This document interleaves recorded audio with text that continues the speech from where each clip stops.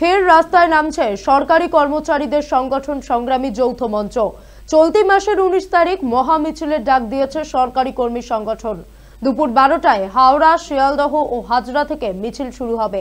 মিছিলে পা মেলাবেন সামাজিক সংগঠন এবং চাকরি প্রার্থীরাও। সরকারি কর্মী সংগঠনের বক্তব্য, 19 তারিখ মুখ্যমন্ত্রীকে দেখা না করলে 29 তারিখ থেকে লাগাতার ধর্মঘট ও অনশনের হুঁশিয়ারি দিয়েছেন তারা। এদিন সংগ্রামী যৌথ মঞ্চের অভিযোগ, বিহার থেকে আমাদের রাজ্যের আয় বেশি হলেও মজুরি কম, সরকার আদালতকে মান্যতা দেয় না। সেই কারণেই রাস্তায় নামছে সরকারি কর্মচারী সংগঠন। মুখ্য সচিব সহ সমস্ত দফতরে সচিবদের লাগাতার ধর্মঘটের সপক্ষে নোটিশ দেওয়া হচ্ছে।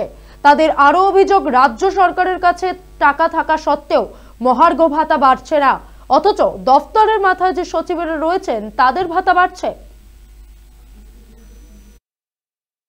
এর ফলে তো একদিকে রাজ্য সরকারের যে কাজকর্ম, এই সরকার আদালত, বিচার ব্যবস্থা এগুলোকে মান্যতা দেয় না।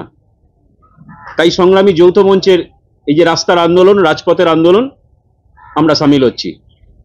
আগামী ফেব্রুয়ারির প্রথম হপ্তাতেই যে সুপ্রিম কোর্টের শুনানি আছে, পরিষদের আইনজীবীদের সঙ্গে আমরা থাকবো, যেমন তেমনি 19 তারিখেও আমাদের সকল সদস্য রাস্তাতেও থাকবে, হাজরা থেকে, শিয়ালদা থেকে, হাওড়া থেকে। মাননীয় মুখ্যমন্ত্রীকে এটাই বোঝাতে চাই, কোর্টেও যেমন 1 ইঞ্চি জমি ছাড়ছি না, সেদিন রাস্তায়ও আমাদের সকলের মিছিলে অবরুদ্ধ হবে, সে দায় আপনাকে নিতে হবে।